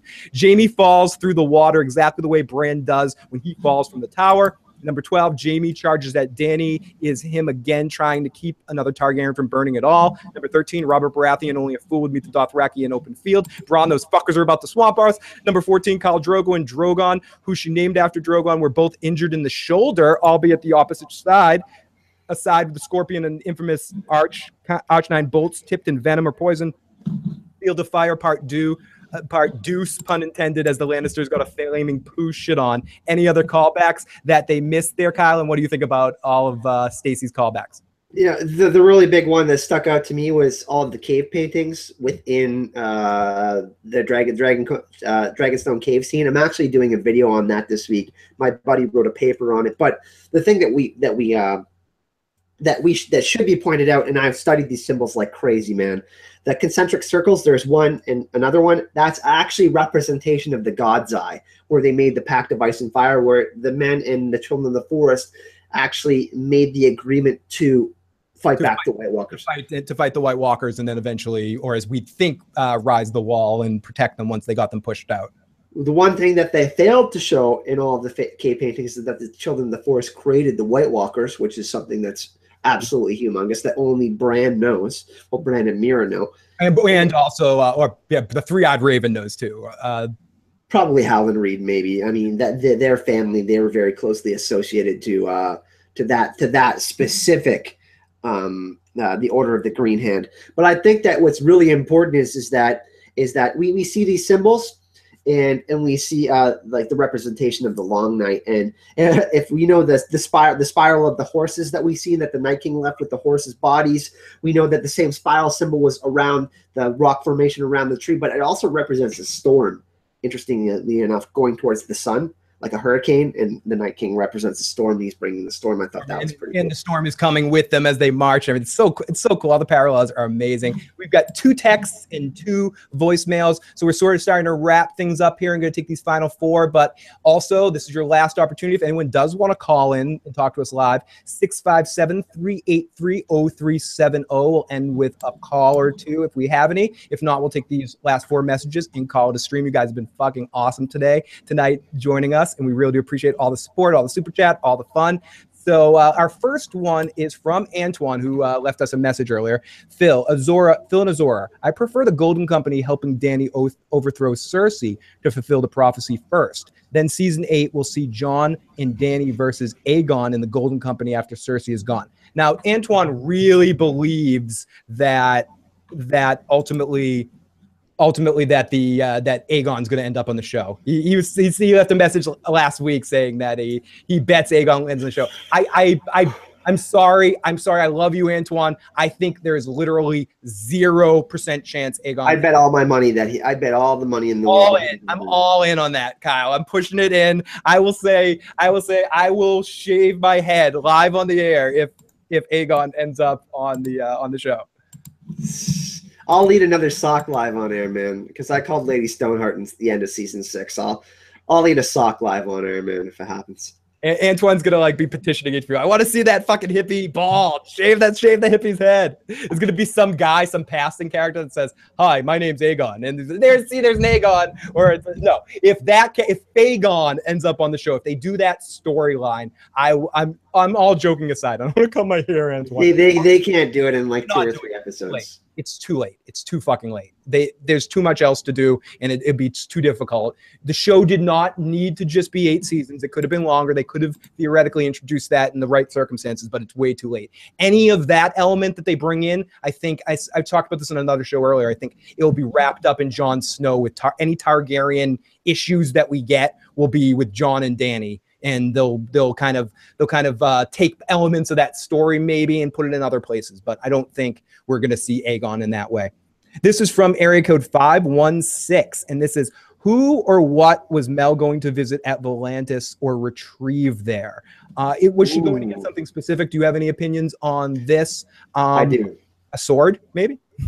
Actually, in the world of Ice and Fire, at the Great Temple of R'hllor, they're called the Fiery Hand. There are 1,000 soldiers, and they're armored in ornate armor over red robes, and they have spears that are shaped like flames. But there's never more than 1,000 soldiers, or never less than 1,000 soldiers. And I think that Mel's going to go over there, come back with a bunch of red priests and 1,000 soldiers. They're called the Order of the Fiery Hand. Yep. And I think that they're going to come over, and it's going to be like, because George kind of just released the information that Beric Dondarrion is a fire wight, revived by the Lord of Light, and we know that other wights are ran by the Night's King, and there's kind of like this hive mind thing going on with the Night's King, and because he's a necromancer. So I think there's going to be like this giant battle of the dead versus the dead, kind of, with fire wights and whatnot. So I tend to agree with you, I don't even want to get into this, but I have the sick fantasy that maybe they might actually work together. I don't know. There's some fucked up shit's going to go down at the end of this story. And it's going to be things we least expect. Timo, another $10 super chat donation. Timo, you were amazing. Would Bran ever care? Littlefinger betrayed his father since he isn't Bran anymore and has no feelings about. I think he has no feelings about any real life situations when it comes down to it. He cares about one thing, even more focused than Jon. Jon can say, I'm not thinking about Daenerys' titties, but it's all, I'm a man. It's all about the titties for Jon. He's thinking about them. Where we see it, we hear that music, we know. But for Bran, all he cares about right now is preparing himself for this final battle. He does not care about these silly, when Jon's saying you guys are like children playing a game that doesn't matter, that's how Bran feels about any interaction between the humans and their fucking nonsense right now. And here's your spins, Timo. Wow.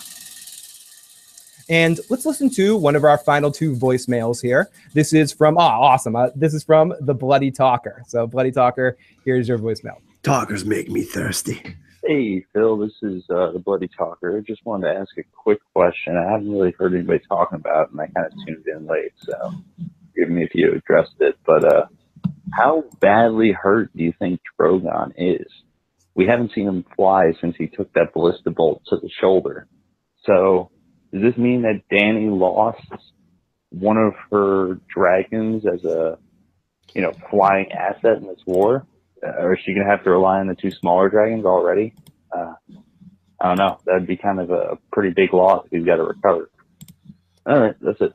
Talk to you later. Good call. I personally think that Drogon's gonna be fine. I think he could still fly afterwards. He was hovering right after gaining his balance. He hovered in front of the ballista and he blew the fucking thing up. So, and then he just went down. I think dragons probably heal. I think he has not quite Wolverine-like healing abilities, but I think pretty soon, give him a day or so, and that wound will heal harder than it was before. And this isn't because Bloody Talker, I don't agree with your call, but you're a talker. Listening to talkers makes me thirsty. If any more words come pouring out your cunt mouth, I'm gonna have to eat every fucking chicken in this room. I had to play that at some point the night. Because Sandor's my favorite. Yep, I had to play. I knew I had to play that at least once for you, Kyle. So I think ultimately in that situation, Drogon's not that injured. How about you, Kyle? Do you think Drogon has any long-term effects by this? No, and Samwell and Tyrion are going to be around, and Bran, so they could possibly find some information on how to heal that dude, man. Sorry, we have Euron Greyjoy in the chat right now. He's like, bring that dragon to me. He's such a pussy. My big cock will kill him. I added the big cock. That's what Euron say to the live chat. Aaron Sharp says that dragon's going to be in physical therapy for an episode or two, but it'll be back. How can you hate a dragon? Our good friend, I keep wanting to bring this up, but I'll bring it up at the end of the show. So I'm curious. We'll call him Johnny the Irish Giantsbane poop, thinks that Ghost could beat Drogon in a fight. What do you think about that, Kyle? I love Johnny. I love Johnny, man. But we both love Johnny. We cannot send a lot of love to Johnny the Giantsbane. I'm gonna have to disagree with that one. You're an idiot here, Johnny. You're an idiot. Drogon would have him for a snack. Yeah. Johnny needs to be checked for drug use after that comment. So let's go to area code 813. Love you, Johnny. Hopefully you can join us next time. Area code 813. Hey, my name's Hunter. I'm a huge fan of the show. I just had a thought. What if Sansa and Littlefinger get married, and then Sansa kills Littlefinger? Sansa becomes the lordess of Harrenhal and the Knights of the Vale, and while Jon is the King of the North. So she'll be, No, I mean that would definitely be a power play by Sansa. Does she have the ovaries to pull that off? Do you think so? Do you think she has the ovaries to pull a move like that off, Kyle? I don't. I mean, she's going to be a major player at the end of this season. I mean, she's going to be a major asset, actually, man.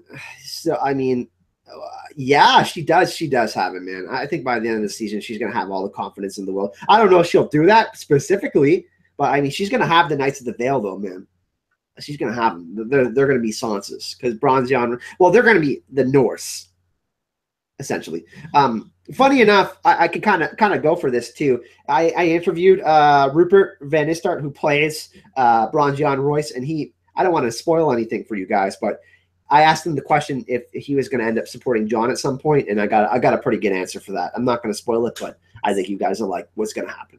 Nice. Love the tease, Kyle. So for our last voicemail of the night, and again, if anyone does want to call in, 657-383-0370 or 781-990-8509 to leave one last voicemail. Otherwise, this will be our last voicemail of the night, and then we'll turn to the live motherfucking chat for a couple questions before we let Kyle go for the evening.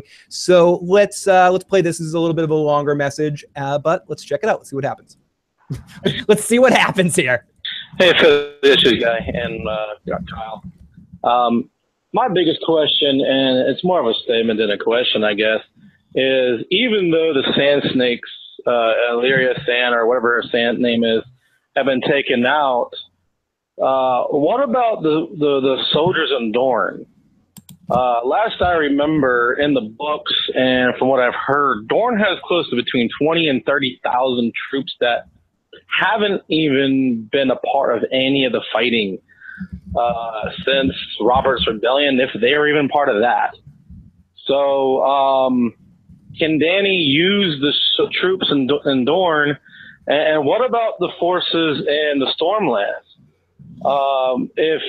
if what we're hoping comes true, Gendry comes back, could Daenerys or Jon legitimize him into Gendry Baratheon? And then would that make him then the liege lord or acting lord of Storm's End?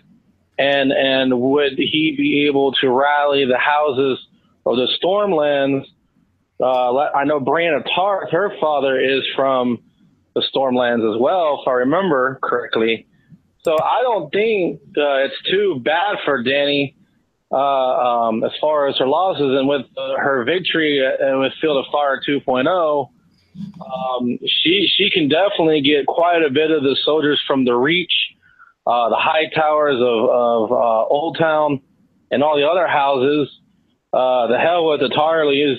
As far as I'm concerned, Randall can burn that jackass. Randall can suck a dick. They can save Dick on, or Sam, and make them warden of the Reach, or whatever, one of the two. Plus, yeah. So I think it may look like Daenerys only has the Unsullied and the Dothraki, but she still has 20,000 troops down there in Dorne yet, and all the houses of the Stormlands, plus all the houses of the North and the Vale if Jon bends the knee. So, what are your thoughts of this? And thanks for listening to me babbling. No, great message. Well said, and a lot of good points there, and a lot of good questions. So ultimately, the overall question, and we'll throw this to Kyle. Do you think all those houses, do you think Dany will take advantage of those situations that the caller was pointing out to raise her forces of an army, or will they just yada that on the show?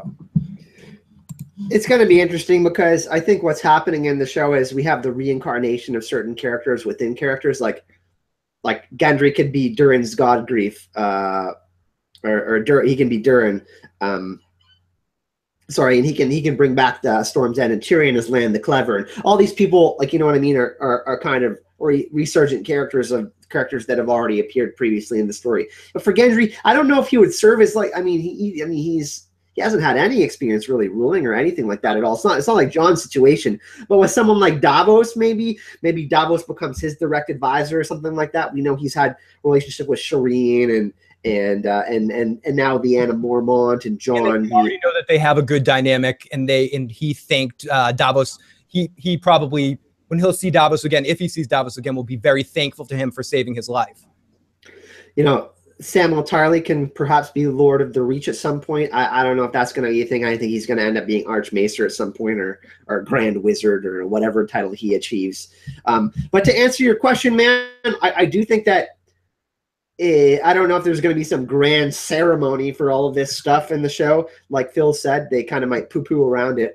But I think that, yeah, it'll be kind of alluded to that who is the leader of each area. But I think that that's going to matter less and less and less as the story goes on, really, because of what's happening. Like the Iron Throne probably isn't going to be there in the end.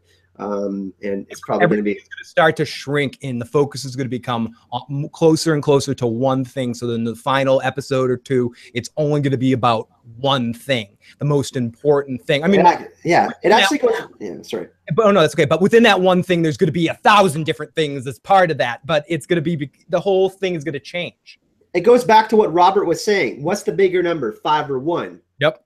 One army united behind one single goal with one single purpose. And I actually think that it's not only foreshadowing for how Cersei's going to lose the war. It's not how many battles. She's won 2 battles, but ultimately everybody's going to be. I mean, Daenerys has got the stronger force, and she's more focused on one thing. I think that ultimately this is actually foreshadowing for what Jon's trying to do. He's kind of like, if he is Lightbringer, I wouldn't be mad. But he's bringing the light of the situation to all the people in Westeros. He's trying to illuminate people's minds the actual problem, what is going on, and it's this thing, right? So I do think that in some way, caller, yes, I can't remember your name. I apologize. Bloody Talker, I believe. It wasn't Bloody Talker. It was the call after the Bloody Talker. But I think that you're on to something. Yeah, I think that they'll organize themselves, but I don't necessarily know if like all these houses will. There a lot of houses will be extinct. I think there'll be less of that. It was someone I saw in the live chat, but hey, Peter, great to see you. Great to see everyone. Great to see Hannibal in the live chat, seeing all of our friends popping on in, popping on out. Great to see everyone. We do have a live call. Let's take a live call and then go to the chat. So this is from area code 757. Who are you, where you're calling from, and ask your question or your comment. So area code 757, you're on the air. What's going on? Hello, this is Antoine. How you doing, Phil? We're doing great, Antoine. Great to hear you. Yes. How's it going, buddy? Yes. This is what I want to tell to our guests. And now that I'm talking to you live, because you know a lot, I feel they should have never killed all the sand snakes on the show. This is the big mistake, because we haven't met, Quentin is on the show. Some of the Martells met on the show. And I did a special tribute where I discovered Ice and Fire. There were more sand snake bastard children of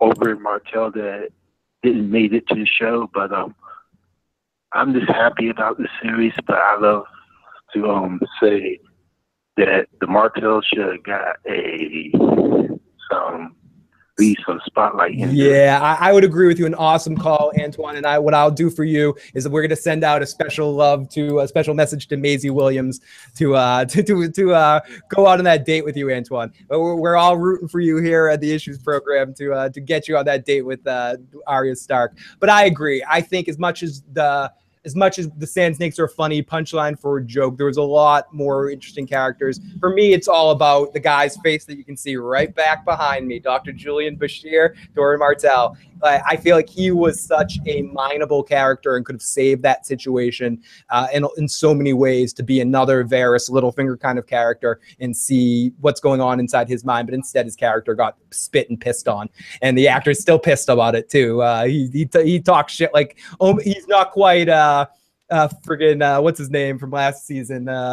Guy from Deadwood. Ian, I'm blanking on his name. Where he's like fucking dragons in Tits and Dragons. Ian McShane. Ian McShane, yeah, he's not quite McShaning it, but Julian Bashir here, he actually really wanted to play the Red Viper. They told him he was too old, so they kind of put him off for a year to be able to play Doran, and he was really excited. He's actually a big fan of the series, was a big fan of the book series, and was like more excited than almost anybody to be on the show and be cast in the show. And for them to handle his character that way really was a bad situation, and whether they corrected it or not by torturing and killing all the Sand Snakes, whatever. And that's one of the reasons why I think, to go to what the previous caller was saying, I don't know if Dorne is ever going to come back into this story in any way, shape, or form in the end game of this. Even though it would make sense that those troops should go to Dany right now, and they're somewhere. But I'm not sure if they'll ever come back. Kyle, do you think we'll see the Dornish army again? I don't know, man. I think they've completely written out that storyline, man. Yeah, I think so too. I think there's no going back to that. So thank you guys. They originally should have just went with they should have introduced Euron earlier, maybe, or done more of the Greyjoy shit. I agree. So let's go to the live chat and take a couple of live chat comments. The 200th person to like this stream will get Theon's dick in a box delivered to his house for free, says Tom himself. Tom will handle all shipping and handling for that. Tom himself does not represent the Issues program and any of its subsidiaries. But Tom himself is a wonderful individual. If you choose to give Tom himself your address, that's on you, motherfuckers. So Tom himself, love you, buddy. Love you, buddy. Love you, buddy. So let's go. Peter Griffin, what if Jon, who knows nothing, is told whose parents are, and he says, I know. I know, I'm good. Peter Griffin, you are good. I love you, buddy. Timo says, but people wanted Dorne gone, and now it's gone, and alas, people are unsatisfied. They're always unsatisfied.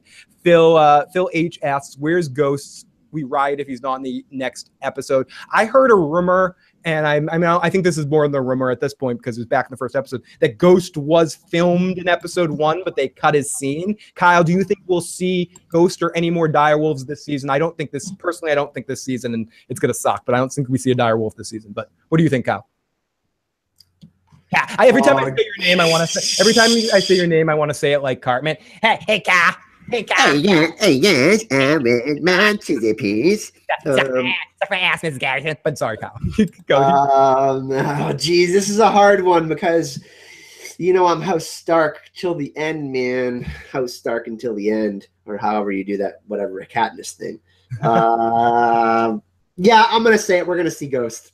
Yeah, I hope you're right. I hope I'm wrong and you're right. Sam, the narrator, says, will Daario be leading the Golden Company? I do think when we see the Golden Company next season, they're going to be in a partnership with the Second Sons, and that's how Daario comes back into the story. I think that's a good way for him to come back in the story and be an opposing force and be jaded loverish about a situation. But I do think, again, he's just dragon. If that happens, any of those people that come over from Essos in next season is just dragon fodder. I mean, Cersei won't be winning any battles next season. No, it's White Walkers or dragons killing them. Or maybe we should riot anyways this season. Ab says, if they wrote the storylines and tortured us, they need to make up for that. Besides their deaths, we need to see some badass stuff. Yes, I agree, Phil. I only cared about Dorne because of the actor, or Doran because of the actor. If we don't see Ghost, I will send so many emails to HBO that they won't read. Sam the narrator says, thank you, Phil, for taking the question. Fitzmod says, what did Danny... what you did for Dany is the only reason I'm not killing you, Daario. Yeah, what John's going to say to Daario. What you did for Daenerys is the only reason I'm not killing you right now, Daario, like you said, Theon. Littlefinger tried to kill Bran, maybe. Question, do you think Jon finds out his parent... This is a good last question to end here. Question, do you think Jon finds out about his parentage this season? If so, would that be the point what would he do? No leaks or spoilers, just a prediction here. I don't think Jon finds out about his parentage this season. I think he probably finds out next year sometime. We find out about Jon's father. I think we're going to find out about Jon's father, man. We have to.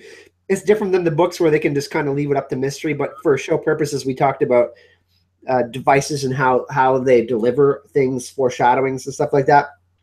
I think Bran goes back in time to the tournament of Harrenhal where Rhaegar gave Lyanna the crown of love and beauty, and I think that Rhaegar and Lyanna got married at the Isle of the Faces in front of the old gods. We get to see Rhaegar this season. I agree. I think we see something like that to further the romance situation, to continue that storyline for the audience, because a lot of us people that are sitting here watching, you and me talk about Game of Thrones for almost 2 hours, or anybody that like us that like look at this stuff over and over again, we know what last year meant. But I talked to some people that are just casual watchers of the show or whatever, and people that love Game of Thrones but don't like watch and go into everything. And I was just talking like it's understood that Jon's a Targaryen. They're like, well, how do you know that? I was like, that baby last year in the pan over to Jon Snow, what that means? They're like, well, that's not enough. Yeah, it is enough. I'm like, dude, it's enough. But for hide him from Robert, like that's all that you need to know. That's all you fucking need. But ultimately, they need to show more too for some audience, just to make it almost obvious. And we need to see more. We need to make sure that, like you were saying, that we know that it wasn't a kidnapping situation, that it was a full-on love situation. And we're going to see that proven to us this year. And we're going to see Bran going more into that, because that's important to Jon and his control over the command. It's all fucking relevant. It's all fucking connected. Holy because we have the perspective of Littlefinger and Robert Baratheon, which are very skewed because they're biased. But then we have Barristan Selmy saying that like Rhaegar was basically a regular dude. He loved to drink. He loved to sing music. He loved to give money to the poor. He loved to be a regular person, man. Like, you know what I mean? Janelle in the live chat says he definitely was, and I hope we get to see that side of him as well. Janelle says he'll find out right before him and Dany do it, or like in the middle. He'll be having sex with Dany, and then Bran will flash the vision into his head right in that moment. Like, dude, you'll just see this like, dude, Jon, do you realize you're fucking your aunt? Dude! And then he turns into Adam Sandler and Wedding Singer. That's information I should have known yesterday! Oh God, yeah, that could be funny. That could be something that goes down. Yeah, it's gonna be amazing. But Kyle, thank you so much for joining me tonight. If you haven't already, please check out Kyle's channel. The link is in the description box below. You can check out lots of his stuff. He puts out almost daily Game of Thrones content, lots of awesome stuff. Does some live streams, but mostly like videos that he just puts out every day. Lots of theories, lots of previews, lots of amazing content. So definitely check out Azor Ahype, Kyle, and yeah, thank you so much for coming on, Kyle. It was a lot of fun getting to talk to you, and we'll definitely have to do it again soon. Yeah, man, we'd like. I mean, I usually do my live stream with George Sartiano, who's my right hand man / cameraman for when we go to cons and stuff like that, and Gemma from Secrets of the Citadel. But we'd like to invite.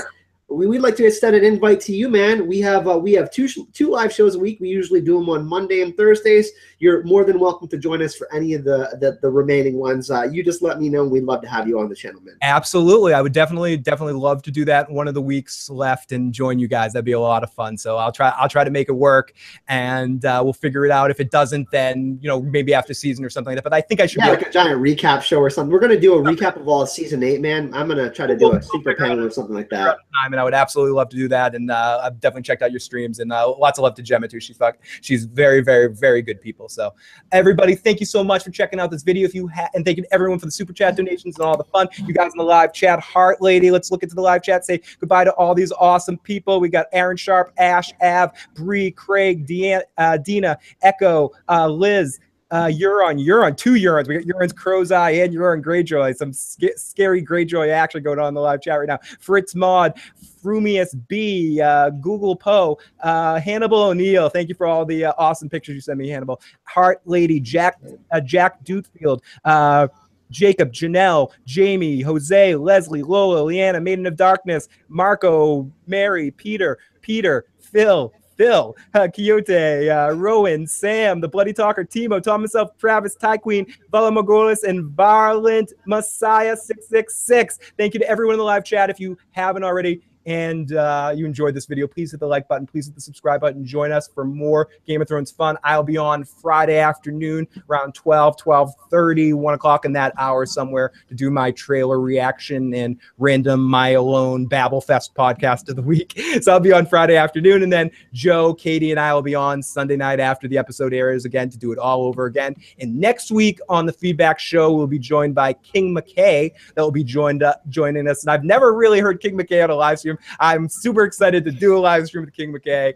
So it's going to be a lot of fun. And talking to him, he's an awesome supporter in the live chat. He's been checking out our videos forever. So it's about time him and I got together. And I will definitely be having Kyle back on in the future in the off season too. And I can't wait to be on Kyle's channel as well. So everyone, have a good night. Thank you so much for checking out this live stream. We will talk to you guys next time. And yeah, bye. Seven blessings.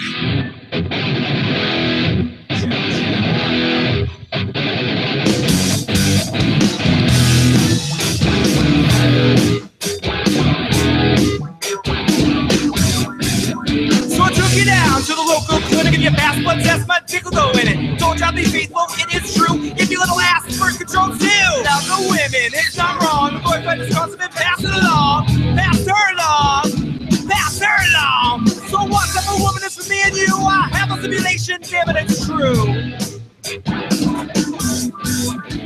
Thirsty, surely blood test to ever get this dick. Condoms are a natural. Oh, sorry, Timo. I owe you something. Whoa.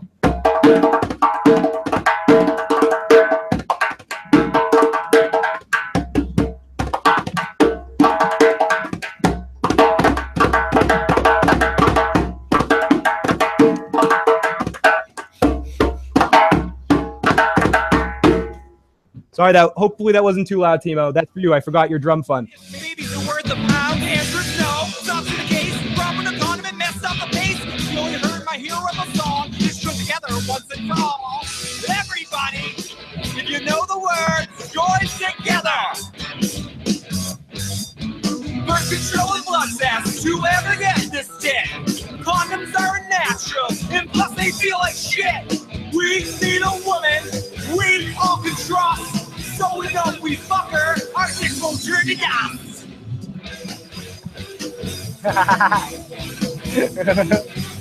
Our dicks won't turn to dust.